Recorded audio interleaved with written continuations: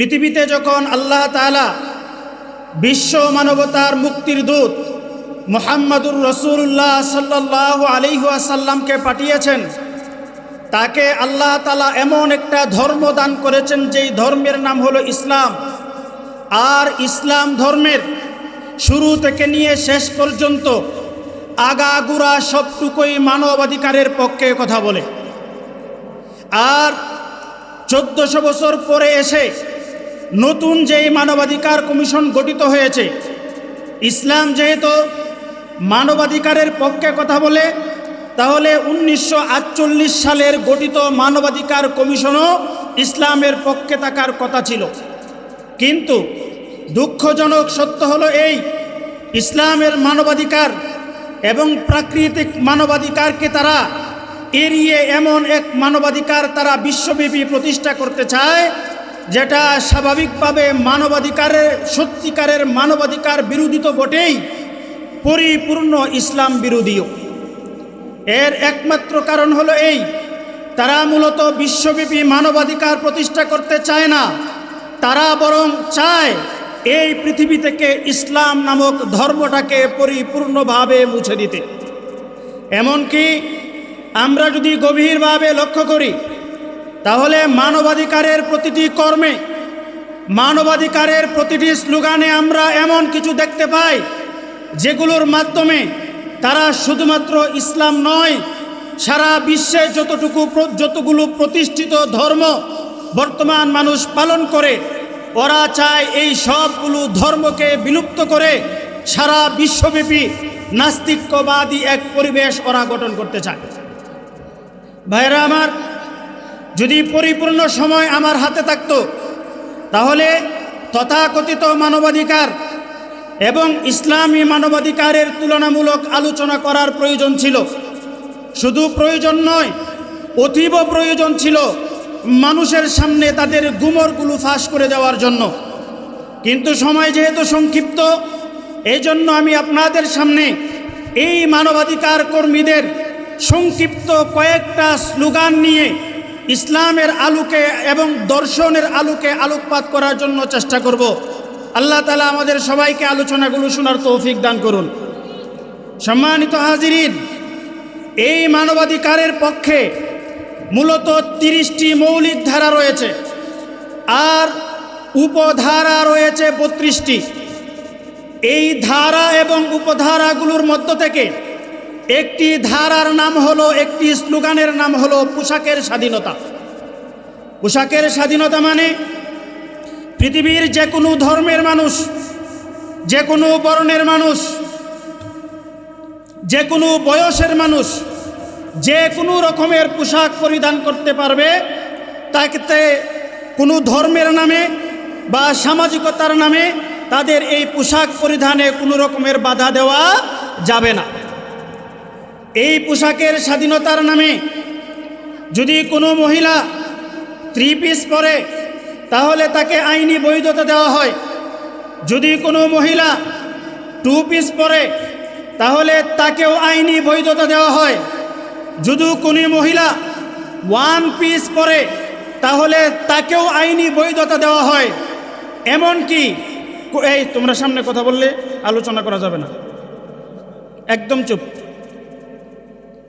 যদি কোনো মহিলা পোশাকের স্বাধীনতার নামে অর্ধনগ্ন পোশাক বিকিনি পরেও ইউনিভার্সিটিতে প্রবেশ করতে চায়, আমাদের বাজারগুলোতে যেতে চায়, মুসলমান দেশের শিক্ষা প্রতিষ্ঠানগুলোতে প্রবেশ করতে চায়, তাহলে তাকেও আইনি বৈধতা দেওয়া হয়। তাদেরকে যদি কেউ বাধা দেয়, শালীনভাবে যদি তাদেরকে বুঝিয়েও বলে, বোন তুমি এমন পোশাক কেন পরেছ, মুসলমানদের দেশ, তুমি একটা ঢিলে ডালা লম্বা শরীরটাকে ঢাকা যায় এমন একটা পোশাক পরিধান করো, এমন শালীনভাবেও যদি তাদেরকে বোঝানো হয়, তাহলে যারা এই সমস্ত অশ্লীল পোশাকের বিরোধিতা করে তাদের নামে মামলা হয়। মানবাধিকার কর্মীরা তাদেরকে অপদস্থ করার জন্য রাস্তার মুড়ে মুড়ে মানববন্ধন করে অশ্লীল স্লোগান দিতে আমরা তাদেরকে দেখতে পাই। কিন্তু দুঃখজনক বিষয় হলো, 3 পিস পরে ভার্সিটিতে যাওয়া যাবে, বিকিনি পরে ভার্সিটিতে যাওয়া যাবে, কিন্তু 90% মুসলমানের দেশে আমার আপনার কোনো বোন যদি বোরকা পরিধান করে ভার্সিটিতে যেতে চায়, আমার আপনার কোনো বোন যদি বুরকা পরে অফিস আদালতে যেতে চায় তাহলে তাদেরকে সেকেলে জঙ্গি ধর্মান্ধ বলে কটাক্ষ করা হয়। আমার প্রশ্ন হলো, 3 পিস যদি পোশাক হয়, 2 পিস যদি পোশাক হয়, বিকিনি যদি পোশাক হয়, তাহলে বুরকা কি কোনো পোশাক নয়? পোশাকের স্বাধীনতার নামে যদি 3 পিস পরা যায়, পোশাকের স্বাধীনতার নামে যদি 2 পিস পরা যায়, তাহলে অবশ্যই মুসলমানদের দেশে পোশাকের স্বাধীনতার নামে বুরকা পরার অধিকারও নিশ্চিত করতে হবে। আমাদের সুস্পষ্ট বার্তা হলো এই, 90% মুসলমানের দেশ। এই দেশের শিক্ষা প্রতিষ্ঠানগুলো চলে মুসলমানদের ট্যাক্সের টাকায়, এই দেশের অফিস আদালতগুলো চলে মুসলমানদের ট্যাক্সের টাকায়। অতএব প্রতিটি শিক্ষাঙ্গনে মুসলমান মা বোনেরা বুরকা পরিধান করে প্রবেশ করবে। প্রতিটি অফিস আদালতে মুসলমান মা বোনেরা বুরকা পরে পরিধান করবে। যেখানেই বাধা দেওয়া হবে সেখানেই ধর্মপ্রাণ মুসলমান ভাইদের প্রতিরোধ করে তুলতে হবে ইনশাআল্লাহ। ভাইরা আমার, বুরকা পরলে অসুবিধা, 3 পিস পরলে অসুবিধা নাই কেন? আমি আগেই বলেছি ওদের ইসলামে অ্যালার্জি। বুরকার মধ্যে ইসলাম আছে, 3 পিস 2 পিস এবং বিকিনির মধ্যে ইসলাম নাই। যেখানে ইসলাম নাই সেখানে তাদের কোনো মাথা ব্যথাও নাই। কত পরিষ্কার? ভাইরা আমার, আপনারা জানেন মানবাধিকার প্রতিষ্ঠার নামে তারা আরেকটা স্লোগান দিয়ে থাকে। সেই স্লোগানটির নাম হলো বাক স্বাধীনতা বা সাংস্কৃতিক স্বাধীনতা বা মত প্রকাশের স্বাধীনতা। প্রতিটি আলাদা আলাদা বলার প্রয়োজন ছিল, সময় সংক্ষেপ, এই জন্য একসাথে বলছি। এই বাক স্বাধীনতার দোহাই দিয়ে আমরা বাংলাদেশের মানচিত্রের ভিতরে দেখেছি মঞ্চ কায়েম করে ইসলাম ধর্ম সম্পর্কে কটাক্ষ করা হয়েছে। আমরা বাংলাদেশের মানচিত্রের ভিতরে দেখেছি মঞ্চ কায়েম করে মুহাম্মদুর রাসূলুল্লাহকে কটাক্ষ করা হয়েছে। এই দেশে যদি সাংস্কৃতিক অধিকার চর্চার নামে কেউ যদি গানের কোনো মঞ্চ প্রতিষ্ঠা করে সেখানে প্রশাসনিক সুরক্ষা দেওয়া হয়। যদি যাত্রাপালার মঞ্চ প্রতিষ্ঠা করে তাহলে সেখানে প্রশাসনিক সুরক্ষা দেওয়া হয়। কিন্তু সেই বাক স্বাধীনতার নামে, সাংস্কৃতিক অধিকারের নামে আমার আপনার মুসলমান ভাইয়েরা যখন ঢাকা ভার্সিটিতে কোরআন তেলাওয়াতের অনুষ্ঠান করতে চেয়েছে সেখানে প্রশাসনের মাধ্যমে বাধা দেওয়া হয়েছে। এই চিত্র আপনারা দেখেছেন কি দেখেন নাই? অবশ্যই সকলেই দেখেছেন। আমাদের কথা হলো, যদি সাংস্কৃতিক স্বাধীনতা রক্ষা করাই তাদের উদ্দেশ্য হতো, বাক স্বাধীনতাই যদি তাদের উদ্দেশ্য হতো, তাহলে যেরকমভাবে গানের মঞ্চগুলোকে প্রশাসনিক সুরক্ষা দেওয়া হয়, যেরকমভাবে যাত্রাপালার মঞ্চগুলোকে প্রশাসনিক সুরক্ষা দেওয়া হয়, তাহলে ঠিক এরকমভাবে ধর্মীয় প্রতিটি অনুষ্ঠানকেও প্রশাসনিক সুরক্ষা দেওয়া সময়ের দাবি ছিল। কিন্তু আমরা বর্তমানে এর উল্টা চিত্রই দেখতে পাই। কারণ হলো এই, যেখানে ধর্ম আছে তথাকথিত মানবাধিকার কর্মীরা মুসলমানদের পক্ষে সেখানে কথা বলতে চায় না। আর যেখানে ধর্মবিরোধী কোনো কার্যকলাপ শুরু হয় তখন তাদের পক্ষে মানবাধিকারের নামে মুসলমানদেরকে কুণ্ঠাস করার জন্য বিধর্মীয় সমস্ত সংস্কৃতিগুলোকে ভাড়া করে বিদেশ থেকে আমদানি করে আমার আপনার সন্তানদের ইমানকে ধ্বংস করার পাই তারা চালাচ্ছে ওরা। ভাইরা আমার, আরেকটি মানবাধিকারের আরেকটি স্লোগানের নাম হলো ধর্ম পালনের স্বাধীনতা। কি পালনের স্বাধীনতা? ধর্ম পালনের স্বাধীনতা। এই ধর্ম পালনের স্বাধীনতার যে স্লোগান, এই স্লোগানের সাথে আমাদের ইসলামও একমত। আমাদের ইসলামও বলতে চায়, হ্যাঁ অবশ্যই প্রতিটি মানুষকে, প্রতিটি ধর্মের মানুষকে তাদের ধর্ম পালন করার সুযোগ দিতে হবে। কুরআনে কারীমে আল্লাহ তাআলা ইরশাদ করেছেন, লা ইকরাহা ফিদ্দিন, ধর্ম গ্রহণে কোনো জবরদস্তি নাই। কারণ হলো ধর্মের মূল কেন্দ্র মানুষের দেহ নয়, ধর্মের মূল কেন্দ্র হলো মানুষের অন্তর। জোর করে মানুষের দেহকে বাধ্য করা যায়, বাধ্য রাখা যায়, কিন্তু জোর করে কোনো মানুষের অন্তরকে বাধ্য রাখা যায় না। এজন্য ইসলাম বলে ধর্মের ক্ষেত্রে কোনো জোর জবরদস্তি নাই। আরেক আয়াতে আল্লাহ তাআলা পবিত্র কুরআনে কারীমে ইরশাদ করেন, ওয়ালাউ শাআ রাব্বুকা লাআমানা মান ফিল আরদি কুল্লুহুম জামিআ।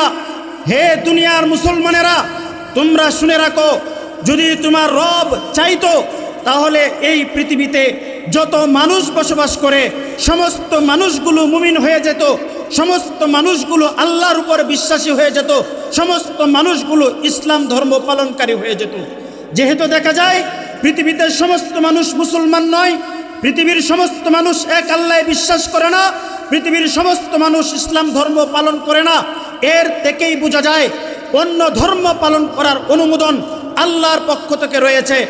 এই জন্য আল্লাহ তাআলা এই আয়াতের পরবর্তী অংশে বলেন, আফা আনতা তুকরিহুন নাস হাত্তা ইয়াকুনু মুমিনিন, হে মুহাম্মদ, আপনি কি পৃথিবীর অন্যান্য ধর্মের মানুষগুলোকে বাধ্য করতে চান মুমিন হয়ে যাওয়ার জন্য?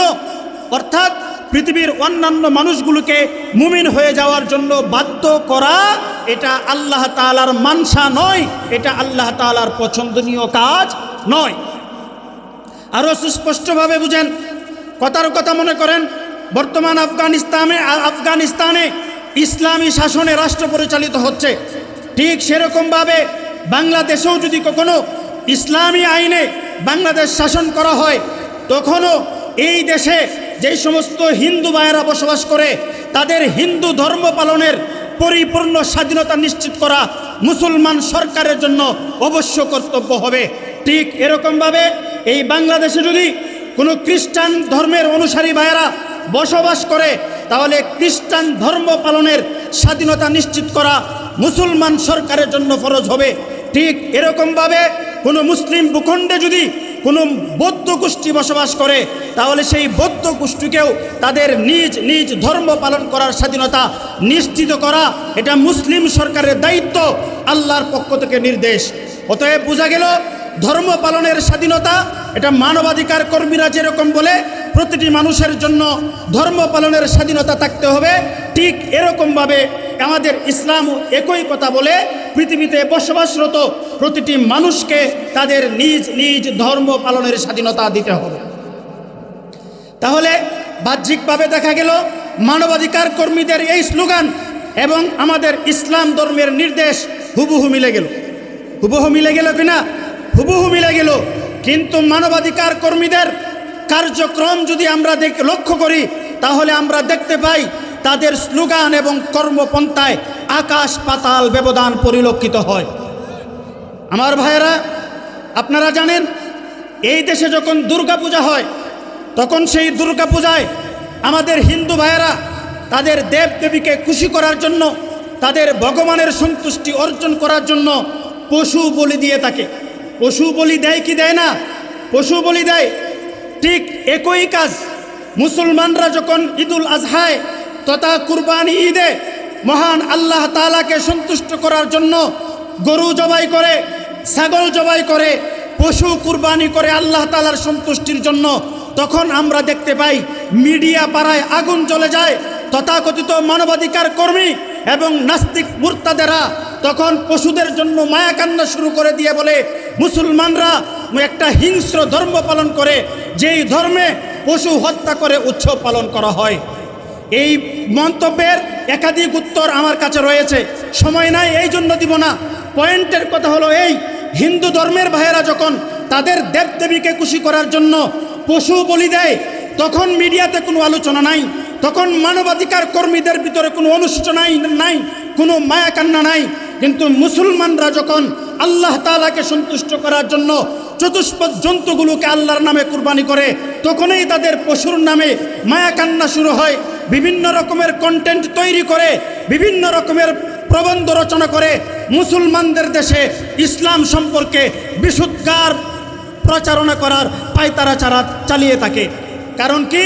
কারণ হলো হিন্দু ধর্মের মধ্যে ইসলাম নাই, আর যেখানে ইসলাম নাই সেখানে তাদের মাথা ব্যথা নাই। আর কুরবানি ঈদের মুসলমানদের কুরবানি নিয়ে তাদের এত মাথা ব্যথা কেন?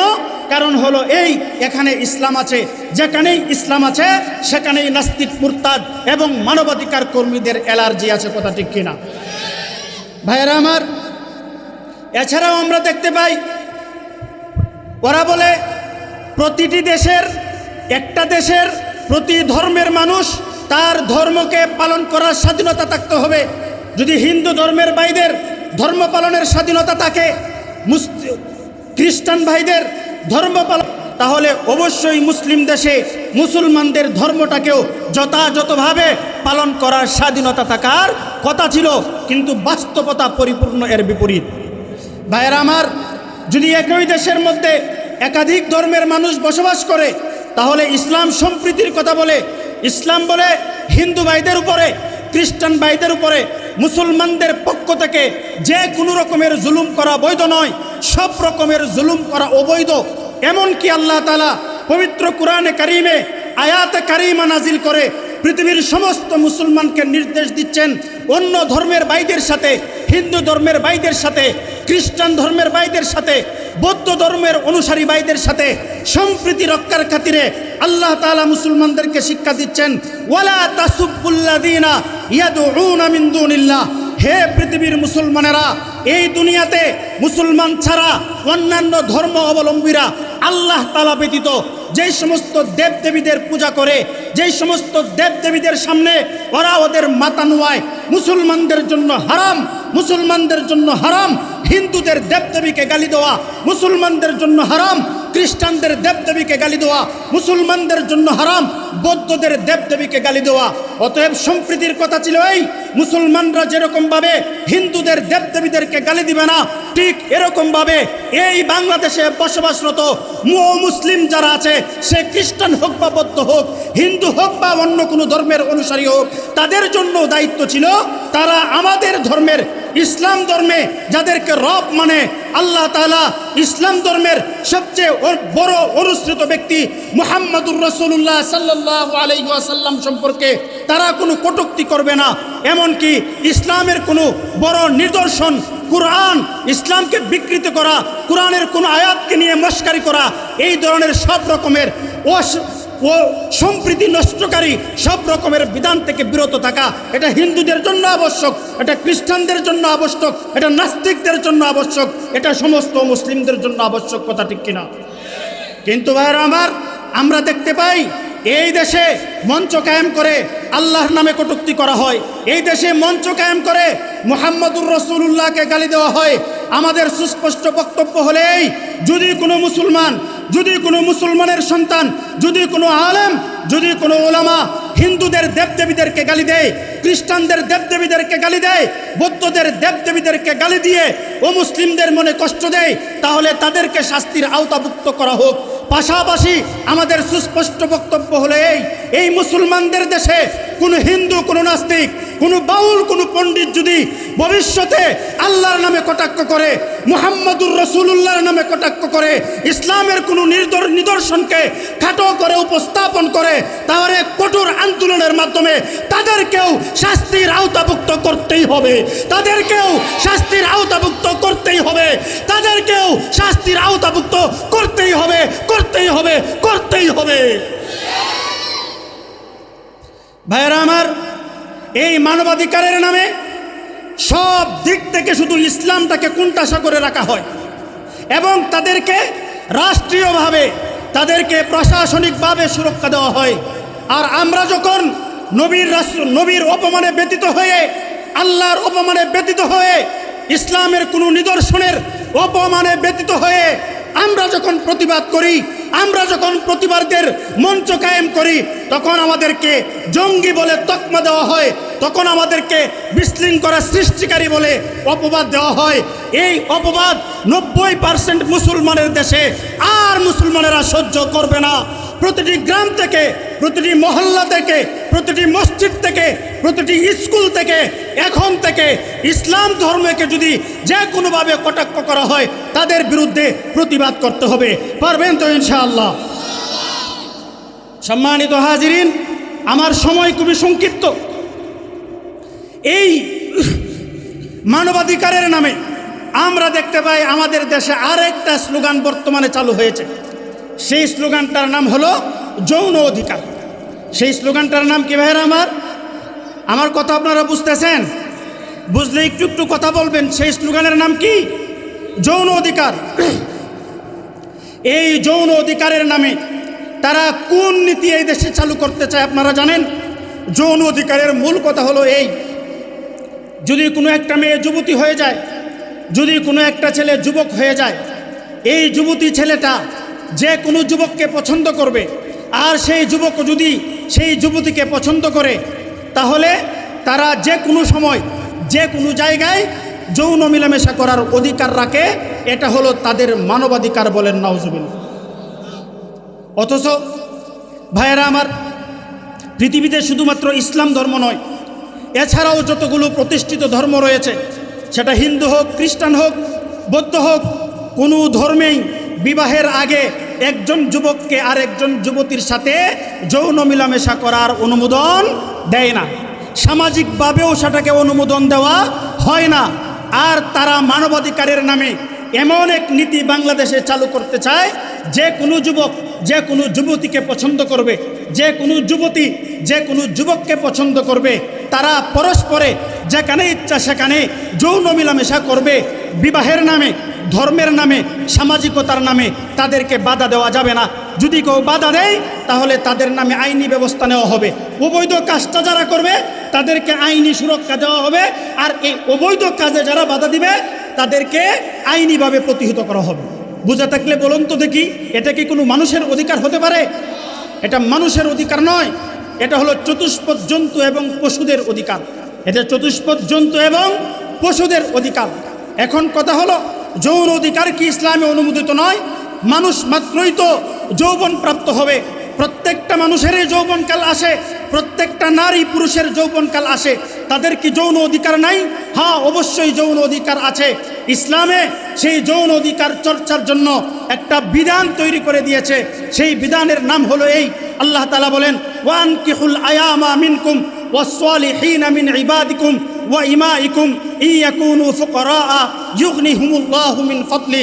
আল্লাহ তাআলা বলেন, সেই যৌন অধিকার চর্চার জন্য তোমাদের মধ্য থেকে যেই সমস্ত মানুষগুলো বিবাহের উপযুক্ত, যেই সমস্ত মানুষগুলো বিবাহের উপযুক্ত, পুরুষ তার স্ত্রী নাই, সেই পুরুষকে তোমরা বিবাহ করিয়ে দাও। মহিলা মানুষ তার স্বামী নাই, তাকে তোমরা বিবাহ করিয়ে দাও।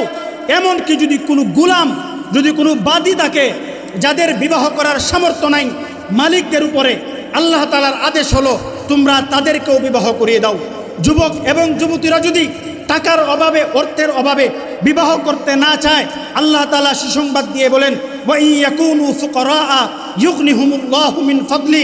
যারা বিবাহ করবে তারা যদি দরিদ্র থাকে, তাদের যদি অর্থ সংকট থাকে, তাহলে স্বয়ং আল্লাহ তাআলা তাদের দরিদ্রতাকে দূর করে তাদেরকে আল্লাহ তাআলা সম্পদের দিক থেকে সম্পদশালী করে দিবেন। বলেন সুবহানাল্লাহ। মুহাম্মদুর রাসূলুল্লাহ সাল্লাল্লাহু আলাইহি ওয়াসাল্লাম বলেন, ইয়া মাশারাশ শাবাব মান ইসতাতাআ মিনকুমুল বাআতা ফালইয়াতাজাওয়াজ। হে যুবক দল, তোমাদের মধ্য থেকে যারা সামর্থ্য রাখো, দৈহিক সামর্থ্য এবং আর্থিক সামর্থ্য রাখো, তারা সকলেই বিবাহ করে নাও। এই বিবাহের প্রতি ইসলাম উদ্বুদ্ধ করে। এই ইসলাম বলে, কোনো মানুষ যদি যৌন অধিকার চর্চা করতে চায়, কোনো মানুষ যদি, কোনো পুরুষ যদি কোনো নারীর সাথে, কোনো নারী যদি কোনো পুরুষের সাথে যৌন মিলামেশা করতে চায়, তাহলে তাদের জন্য অবশ্যই বিবাহ করা বাধ্যতামূলক, তাদেরকে অবশ্যই বিবাহ করতে হবে। এখন আপনাদের কাছে আমার একটা প্রশ্ন হলো, ভাইয়েরা আমার, যদি কোনো একটা যুবককে অনুমোদন দেওয়া হয়, যে কোনো নারীকে পছন্দ হবে তার সাথেই সে যৌন মিলামেশা করবে, আর কোনো একটা নারীকে যদি অনুমোদন দেওয়া হয় যে কোনো পুরুষকে সে পছন্দ করবে, তার সাথেই সে যৌন মিলামেশা করতে হবে, আপনাদের কাছে প্রশ্ন, আমার দিকে তাকান, এদিকে মনোযোগ দিয়ে শুনেন। কোনো যুবককে যদি অনুমতি দেওয়া হয় যে কোনো নারীর সাথে যেখানে ইচ্ছা সেখানে যৌন মিলামেশা করতে পারবে, তাহলে এই একটা যুবক সারা জীবনে শুধুমাত্র একটা নারীর সাথেই যৌন মিলামেশা করবে, নাকি বহু নারীর সাথে যৌন মিলামেশা করবে? বহু নারীর সাথে যৌন মিলামেশা করবে। ঠিক এরকমভাবে কোনো একটা নারীকে যদি অনুমোদন দেওয়া হয়, তার যাকে পছন্দ হয় তার সাথে যেখানে ইচ্ছা সেখানে সে যৌন মিলামেশা করতে পারবে, তাহলে ওই নারীটা শুধুমাত্র একটা পুরুষের সাথে যৌন মিলামেশা করবে, নাকি একাধিক পুরুষের সাথে যৌন মিলামেশা করবে? একাধিক পুরুষের সাথে যৌন মিলামেশা করবে। কিন্তু ইসলাম ধর্মের নিয়ম অনুযায়ী কোনো ব্যক্তি যদি বিবাহ করে তার যৌন অধিকার চর্চা করতে চায়, তাহলে ইসলাম বলে, ফানকিহু মা তাবা লাকুম মিনান নিসাই মাসনা ওয়া সুলাসা ওয়া রুবা। অর্থাৎ তোমরা তোমাদের ইচ্ছামতো বিবাহ করো। তোমরা বিবাহ করতে পারবে 2টা, তোমরা বিবাহ করতে পারবে 3টা, তোমরা বিবাহ করতে পারবে 4টা। অর্থাৎ ইসলাম একজন মুসলমানকে সর্বোচ্চ 4টা বিবাহ করার অনুমোদন দেয়। আর ওই দিক থেকে এই দিক থেকে যদি আমরা হিসাব করি, বিবেচনা করি, তাহলে আমরা দেখতে পাবো একজন মুসলমান যদি বিবাহের মাধ্যমে নারীদের সাথে যৌন মিলেমিশা করে, তাহলে সে সর্বোচ্চ কতজন নারীর সাথে যৌন মিলেমিশা করতে পারবে? 4 জন। সর্বোচ্চ কয়জন নারীর সাথে যৌন মিলেমিশা করতে পারবে? 4 জন। আর একটা যুবককে যদি বিবাহ বহির্ভূতভাবে যাকে ইচ্ছা, যার সাথে ইচ্ছা, যেখানে ইচ্ছা সেখানে যৌন মিলেমিশা করার অধিকার দেওয়া হয়, তাহলে সে তার জীবনে কয়জন নারীর সাথে যৌন মিলেমিশা করবে? শত শত নারীর সাথে যৌন মিলেমিশা করবে। ওই মানবাধিকারের নামে ইসলামের বাহিরে গিয়ে বিবাহ বহির্ভূত অবস্থায় কোনো পুরুষ যদি শত শত নারীর সাথে যৌন মিলেমিশা করে, কোনো নারী যদি বিবাহ বহির্ভূতভাবে কোনো শত শত পুরুষের সাথে যৌন মিলেমিশা করে, তাহলে নাস্তিকদের কোনো মাথা ব্যথা নাই, তাহলে মানবাধিকার কর্মীদের কোনো মাথা ব্যথা নাই। কিন্তু কোনো মুসলমান যদি বিবাহ করে হালাল পদ্ধতিতে সর্বোচ্চ মাত্র 4 জন নারীর সাথে যৌন মিলেমিশা করে, তাহলে তারা এই মুসলমানদেরকে যৌন লিপ্সু এবং কামুক বলে কটাক্ষ করে থাকে। কথা ঠিক কিনা ভাইরা আমার? এমনকি ওরা মুহাম্মদুর রাসূলুল্লাহ সাল্লাল্লাহু আলাইহি ওয়াসাল্লাম মাত্র 11টা বিবাহ করেছেন। এই 11টা বিবাহ করার কারণে এরা অনেক সময় কটাক্ষ করে মুহাম্মদুর রাসূলুল্লাহ সাল্লাল্লাহু আলাইহি ওয়াসাল্লামের নামেও যৌনতার অভিযোগ তুলে থাকে। আমাদের কথা হলো এই, মুহাম্মদুর রাসূলুল্লাহ মাত্র 13 বিবাহ করেছে।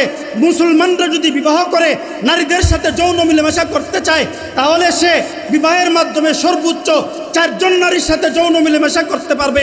4 জন নারীর সাথে যৌন মিলেমিশা করার কারণে কোনো মুসলমান যদি যৌন লিপ্ত হয়ে যায়, ইসলাম ধর্ম যদি কামুক ধর্ম হয়ে যায়, তাহলে মানবাধিকারের নামে যে সমস্ত যুবকেরা শত শত নারীর সাথে যৌন মিলেমিশা করে, যেই সমস্ত নারীরা শত শত যুবকের সাথে যৌন মিলেমিশা করে, এই মানবাধিকার কর্মীরা এরা হলো আন্তর্জাতিক যৌন লিপ্সু, আন্তর্জাতিক কামুক, আন্তর্জাতিক বদমাইশ, আন্তর্জাতিক লুচ্চা। কথা ঠিক না ভাইরা আমার? বিবাহের মাধ্যমে 4 জন নারীর সাথে বিবাহ করলেই ওরা খেপে যায়। কারণ কি? কারণ হলো এখানে ইসলাম আছে। আমি আগেই বলেছি, যেখানেই ইসলাম সেখানেই মানবাধিকারের মাথা ব্যথা। আর বিবাহ বহির্ভূতভাবে শত শত নারীর সাথে এরকমভাবে যৌন মিলেমিশা করার মানবাধিকারের নামে তারা অনুমোদন দিয়ে থাকে। সেখানে সমস্যা নাই কেন? না থাকার কারণ হলো এই, সেখানে ইসলাম নেই। সেখানে কি নাই? ইসলাম নাই। এখন প্রশ্ন হলো, এই যে পশুদের একটা অধিকার, যার সাথে ইচ্ছা তার সাথে, যেখানে ইচ্ছা সেখানে যৌন মিলেমিশা করা, এটা কাদের অধিকার? পশুদের অধিকার। এটা তো মানুষের অধিকার নয়। এখন প্রশ্ন হলো, পশুদের যে অধিকার, একই অধিকার যদি মানব জাতিও চর্চা করে, মানুষরাও যদি একই অধিকার পালন করে, তাহলে সমস্যাটা কি হবে? প্রশ্ন বুঝে এসেছে? সমস্যাটা বোঝার জন্য বুঝতে হবে মানুষের জীবন ব্যবস্থা এবং পশুদের জীবন ব্যবস্থা এক নয়।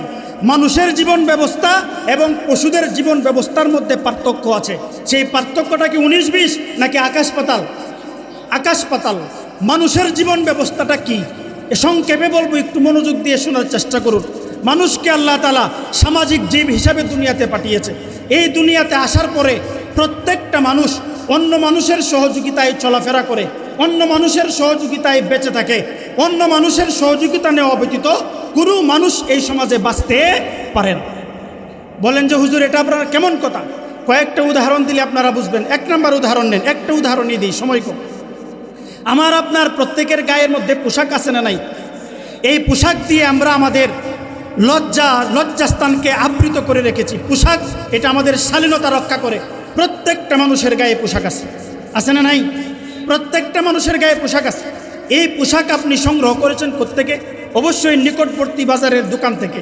অতএব এই পোশাকটা আপনার গায়ে পরিধান করার জন্য সর্বপ্রথম আপনি আপনার নিকটবর্তী সেই খুচরা দোকানদারের সহযোগিতা নিয়েছেন। সেই খুচরা দোকানদার পোশাকটাকে সংগ্রহ করেছে ঢাকার কোনো পাইকারি দোকান থেকে। সেই পাইকারি দোকানদার কাপড়টাকে সংগ্রহ করেছে কোনো পোশাকের কারখানা থেকে। সেই পোশাকের কারখানার মধ্যে শ্রম দেয় বহু মানুষ। সেই পোশাকের কারখানার মানুষগুলো কাপড় তৈরি করার জন্য সুতা সংগ্রহ করেছে। সুতা সংগ্রহ করার জন্য তারা গিয়েছে সুতার কারখানায়। সেই সুতার কারখানায় শ্রম দিয়েছে আরও বহু মানুষ। সেই সুতার কারখানার মানুষগুলো সুতা সংগ্রহ করার জন্য, তাদেরকে সুতা তৈরি করার জন্য তারা তুলা সংগ্রহ করেছে। আর এই তুলা যারা উৎপাদন করে সেখানে শ্রম দিয়েছে আরও বহু মানুষ।